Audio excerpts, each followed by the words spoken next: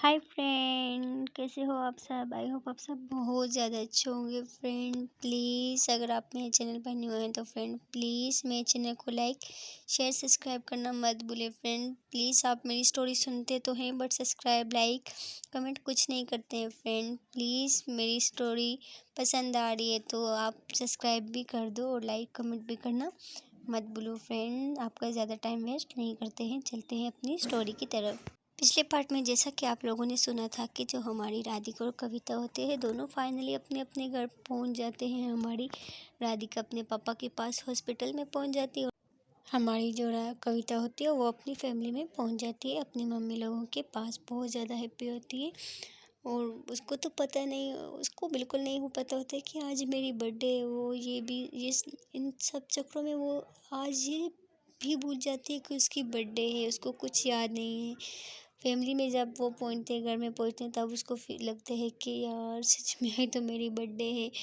बस वो ये सब कुछ देख के बहुत ज़्यादा हैप्पी हो जाती है। जो उसकी लाइफ में इतने दिन से टेंशन परेशानी चल रही थी, वो सब कुछ उसको भूल जाता है। वो अपनी फैमिली के साथ बहुत ज़्यादा खुश होती है, बहुत ही ज़्यादा एंजॉय कर रही होती है। उसके पापा बोलते हैं, बेटा क्या हो गया, आप इतने ज़्यादा क्यों परेशान हो, आप इतना कमज़ोर हो गए हो, वहाँ पे कोई प्रॉब्लम है क्या? बताओ, आपको किसी चीज़ की ज़रूरत थी तो तुमने मुझे कॉल करके क्यों नहीं बताया? बेटा क्या हुआ है तुम्हारा? तुम्हें आज ये तक याद नहीं है कि तुम्हारी बर्थडे है? हाँ, तुम कैसे भूल सकती हो? बेटा बोलती है कि बस पापा वो पेपर थे ना, इस वजह से याद ही नहीं रहा, टेंशन की वजह से, बस और कोई बात नहीं थी पापा। मुझे बहुत ज़्यादा खुशी हो रही है, मुझे तो पता ही नहीं था आज। उसके बाद बोलते कोई बात नहीं बेटा, वो अपनी बेटी को एकदम से हक कर लेते हैं और जो हमारी कविता होती है वो भी अपने पापा को हक कर लेती है और बस यही सोच रही होती है कि क्या मुसीबत थी, कितनी घर में कितना सुकून होते, घर से निकल को तो फिर पता चलता है कि क्या क्या है। बाहर जीना बहुत मुश्किल है। फैमिली फैमिली होती है। जितना मैं इस फैमिली से भागती थी, आज मुझे इस फैमिली की बहुत ज़्यादा कदर आ रही है, बहुत ज़्यादा। पर कोई किसी का नहीं होता है, जस्ट अपनी फैमिली ही सब कुछ होता है। सच में मैं बहुत ज़्यादा लकी हूँ, मुझे ऐसी फैमिली मिली। एक दूसरी तरफ वो जिसकी तो कोई फैमिली नहीं है, उसके पापा हैं वो भी पता नहीं क्या होगा। वो फिर जो हमारी कविता होती है, हमारी राधिका के बारे में सोचने लग जाती है। फिर उसके पापा बोलते हैं, बेटा क्या हो गया है, क्या सोच रहे हो आप?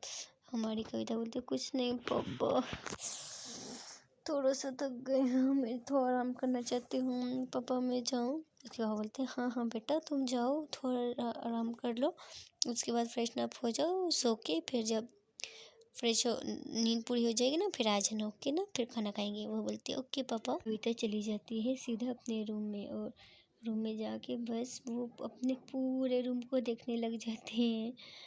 बोलती है कि इस रूम से मैं अपनी जान छुड़वा के गई थी कि मैं अब इस रूम की कभी शक्ल नहीं देखूंगी। कैसी जिंदगी की दुनिया सच में गोल है। इंसान जितना भटके, जितना घर से दूर है, फैमिली से दूर है, एक न एक दिन उसको फैमिली में ही आना होता है। कोई इंसान जो बोले कि फैमिली से ही नहीं होती है, कोई अपनी फैमिली के अलावा कोई किसी का नहीं होता है, कोई भी नहीं। आज मुझे जाके कदर आई है, अपनी मम्मी पापा भैया इन सब के अलावा कोई नहीं होता है अपना। फिर वो बस सोच के अपने बेड पे बैठ जाती है और बोलती है कि मेरे पास तो सब है, उसके पास तो कोई भी नहीं है उसके पापा के अलावा। पता नहीं उसका क्या हाल होगा, कैसे वो पागल लड़की खुद को संभाल रही होगी।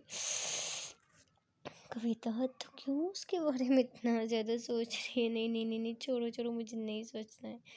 वो बस ऐसे ही थोड़ा लेट जाती है बेड पे और थोड़ी देर के बाद वो चली जाती है वॉशरूम में और फ्रेशन अप होने के लिए। वो चली वॉशरूम में जाके तो फ्रेशन अप हो जाती है और बस मिरर के सामने खड़ी होकर खुद को देख रही होती है और खुद पे बहुत ज़्यादा हंस रही होती है। बोलती है, इतने दिन में सच में मैंने तो आईना भी नहीं देखा है, खुद को देखा भी नहीं है। इन लड़की ने मुझे पागल कर दिए हैं, कुछ समझ नहीं आ रहे। हमारी जो कविता होती है वो बस अपने आप से बातें कर रही होती है, क्योंकि उसको इन सब चीज़ों के बारे में कुछ भी आइडिया नहीं होता है कि ये सब क्या, इसको कुछ पता नहीं होता है। दूसरी तरफ हम देखते हैं कि जो हमारी मासूम सी राधिका होती है वो तो बस अपने पापा के का वेट कर रही होती है, बैठ जाती है बस भगवान के आगे जाके, उनके आगे हाथ जोड़ के बस यही बोलती है कि भगवान प्लीज़ मेरे पापा को ठीक कर दो, मेरे पापा के अलावा इस दुनिया में मेरा कोई भी नहीं, मम्मी भी अपने चैन लिए प्लीज़ वो मेरे पापा को तो मेरे पास रहने दो ना। वो बस ऐसे प्रे कर रही होती है, बहुत ज़्यादा रो रही थी, बहुत ज़्यादा। फिर ऐसे ही वो पीछे से वो लड़का आता है, वो बोलता है कि चलो तुम्हारे पापा को होश आ गए और तुम्हारे पापा तुम्हें बुला रहे हैं। जैसे ही हमारी राधिका ये सुनती है तो वो एकदम से भग भग के चली जाती है अपने पापा के पास, और बस दरवाजे के पास जैसे ही पहुंचती है उसको अपने उस लड़के की बात याद आ जाती है कि अपने पापा को कोई स्ट्रेस मत दो, ऐसे नहीं जाओ उनके सामने, ऐसे जाओ। वो रूम के अंदर जाती है, जैसे ही उसके पापा अपनी बेटी को देखते हैं तो वो शॉक्ड हो जाते हैं कि वो कुछ देर तक तो अपनी बेटी को देखते रहते हैं। जो हमारी राधिका होती है वो जाके एकदम से अपने पापा को हक कर लेती है और बस मन मन में बहुत ज़्यादा रो रही होती है, बहुत ज़्यादा। और बस उसके पापा उससे बोलते हैं बेटा तुम कब आई हो, तुमने मुझे बताया क्यों नहीं, और तुम्हें किसने बताया कि मैं यहाँ पे हूँ। उसके पापा बहुत ज़्यादा बातें करते हैं, वो बस अपने पापा को हक किया होते हैं और कुछ भी नहीं बोल रही होती। उसके पापा बोलते हैं बेटा क्या हुआ है, कुछ बोलो, आप यहाँ पे कब आई हो, बताओ ना मुझे। फिर वो अपने आंसू पोंछती है, पोंछ के बोलती है पापा इतना सब कुछ हो जाएगा, आपको क्या लगता है मुझे नहीं पता चलेगा। क्या पापा, क्यों आप अपनी तबीयत ख़राब करते हैं, मुझे खुद से दूर भेज के आप क्या है, मुझे अब नहीं जाना है किधर भी, मैं आपके पास रहूँगी।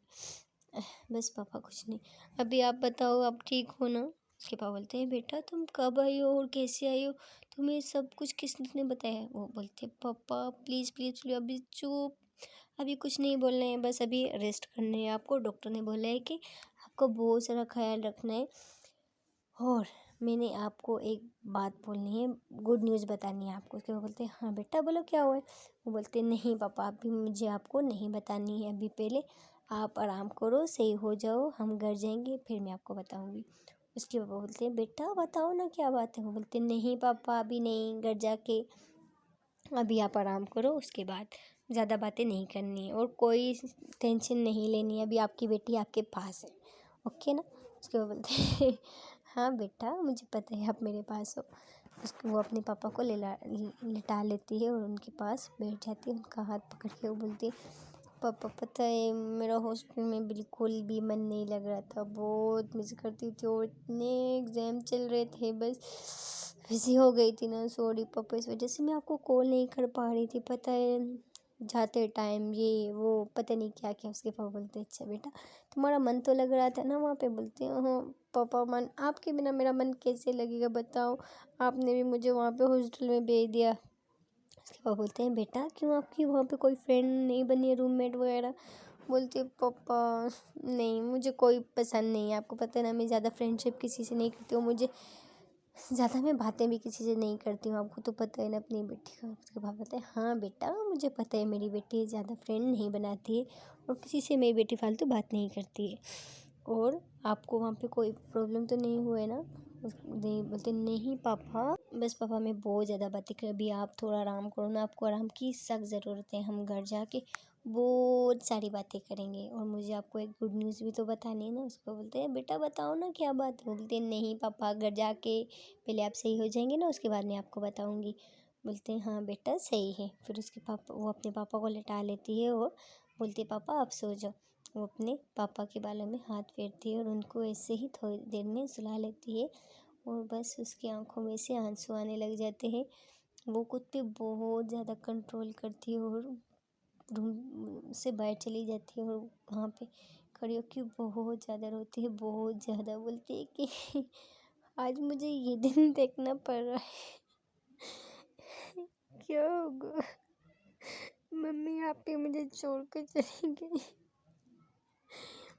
वो बहुत ज़्यादा रोती है अपने पापा को इस हालत में देख के। उससे बर्दाश्त ही नहीं हो रहा होता है कि ये मेरे पापा, मैं अपने पापा को इतना सही छोड़ के गई थी और जब वापस आई तो ये हाल।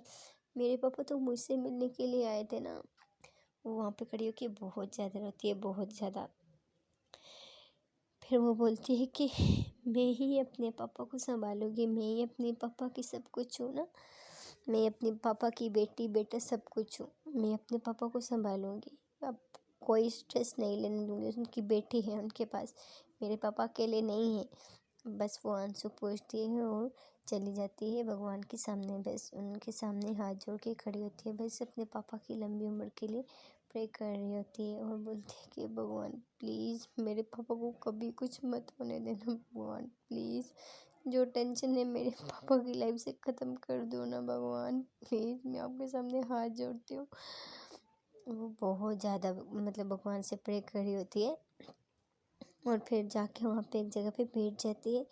बस फिर उसको अचानक से हमारी कविता का ख्याल आता है कि यार मैंने तो उसको सही से वो मेरे साथ एयरपोर्ट तक आई, वहाँ तक आई, उसने मेरी इतनी ज़्यादा हेल्प की, मैंने उसको एक बार थैंक्स तक नहीं बोले, कुछ भी नहीं बोले। कितनी सेल्फिश हूँ मैं यार सच में। बस उस टाइम पापा का सुन के मुझे कुछ होश ही नहीं था, समझ ही नहीं आई क्या करती मैं। फिर वो अपना फ़ोन देखती है, बोलती है कि मेरा फ़ोन कहाँ है, मैं उसको कॉल कर लेती हूँ। वो अपना फ़ोन निकालती है लेकिन उसके पास उसका नंबर ही नहीं होता है। बोलती है यार इस बार फिर मैंने उससे उसका नंबर ही नहीं लिया। इतनी पागल हूँ मैं। बस वो ऐसे ही सोचती है और बस वो बस ऐसे ही नीचे हो जाती है, बोलती है कि क्यों, वो लड़की ने मेरी कितनी ज़्यादा हेल्प की, मुझे एक बार थैंक यू तो बोलना चाहिए था ना। मैंने उसको बस खुद कैब में बैठ के आ गई और उसका पता ही नहीं, पता नहीं वो चली गई होगी, पहुंच गई होगी कि नहीं। उससे तो मुझे नंबर तो लेना चाहिए था ना, बट मैंने नंबर भी नहीं लिए। और दूसरी तरफ हम देखते हैं कि जो हमारी कविता होती है वो फ्रेशन अप होके अपने रूम पे आके बैठ जाती है और बस अपना सामान खोलती है और खोल के अपने कबर्ड में रखने लग जाती है। और जैसे ही अपना सामान कबर्ड में रख रही होती है तो उसकी मम्मी आती है, बोलती है कि ये क्या कर रही हो बेटा, क्यों अपना सामान अनपैक कर रही हो, कितने दिन के लिए आई हो आप। वो बोलती है मम्मी मुझे प्लीज़ कुछ मत पूछो, अभी मुझे नहीं जाना है, मुझे घर में ही रहना है।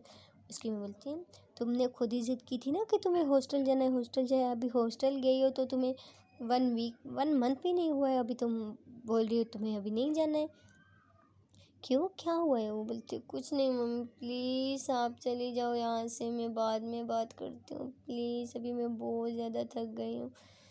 उसकी मम्मी बोलती है ओके तुम आराम करो मैं जा रही हूँ। उसकी मम्मी वहाँ से चली जाती है और बोलती है, वो एकदम से अपने बेड पे लेट जाती है और बस अपना सर पकड़ के बैठ जाती है, बोलती है कि अब मैं क्या करूँ, मेरी लाइफ में कुछ समझ ही नहीं आ रहा है, मुझे क्या चल रहा है मेरी लाइफ में, ये क्या सब कुछ हो रहा है, ये क्या है। बस वो ऐसे ही सोचते सोचते उसकी आँख लग जाती है, वो सो जाती है।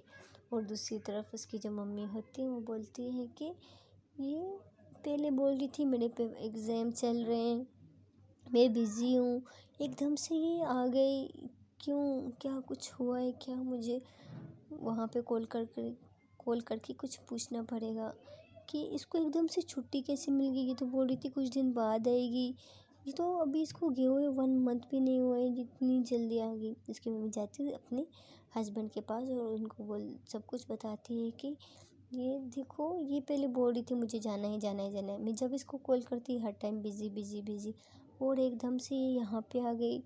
प्लीज़ आप वार्डन मैम से थोड़ा बात करो, कॉलेज में बात करो कि ये एकदम से क्यों आ गई, उन लोगों ने इसको एकदम से छुट्टी कैसे दे दी, मुझे तो ये समझ नहीं आ रहा है।